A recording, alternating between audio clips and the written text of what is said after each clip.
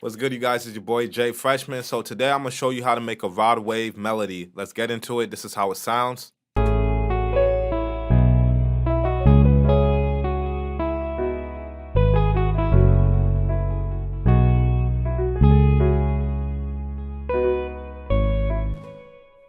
All right.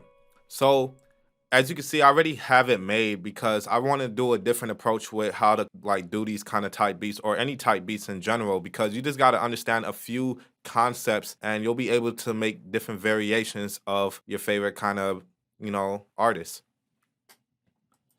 So going into the chord progression, we're just actually going to solo the chord progression real quick.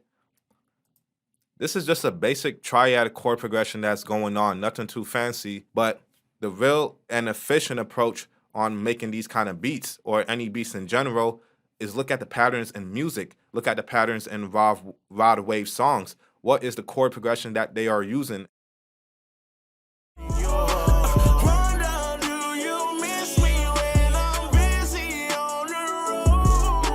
I just actually switched it up and put it 4-3-6-5. So I automatically get his vibe right off the back.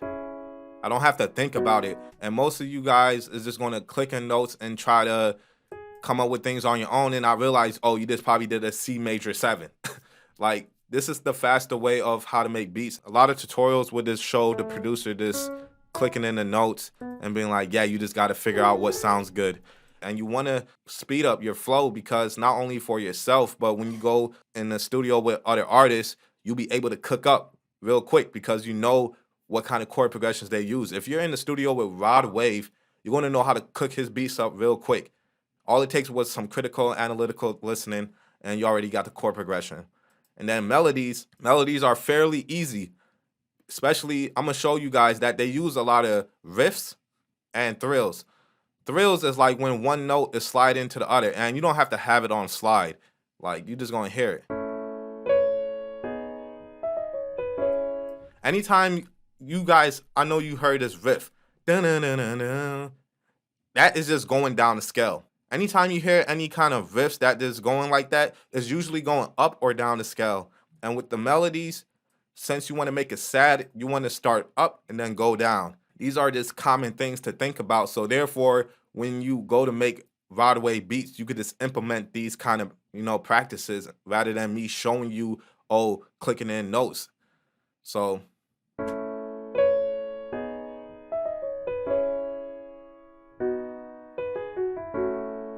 riffs is always at the end of each bar. And you can put riffs anywhere, but like I said, fundamentals. I usually hear these riffs like at the end of each bar in rod wave songs. Going on to the bass, and with the bass, it's just like a guitar bass, really.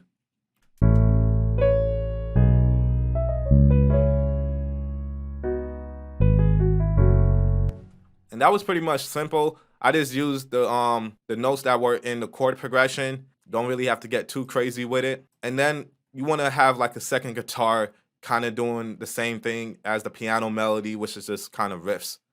You can use thrills too, but I just use actual notes, and I just use some riffs at the end.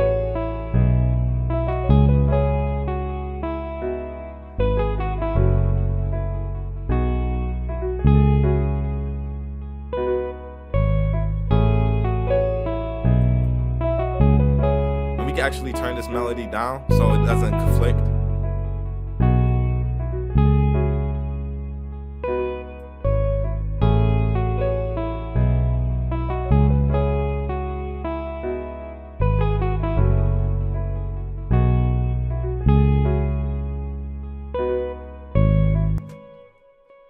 And also, you can even break down rod wave beats as trap drums with R&B chord progressions. You can even make it broader. So you could either go very niche focused in how you approach rod wave beats, or you could just make it even broader. Rod wave is a singer, so you know that he's going to rap on those chord progression that is like in a lot of R&B songs. He's not going to rap on chord progression that are in heavy trap music, like on some Gucci Man stuff. Trust me, this is all a vibe. But if you like this tutorial and you want me to do more breakdowns tutorials like this, let me know in the comments.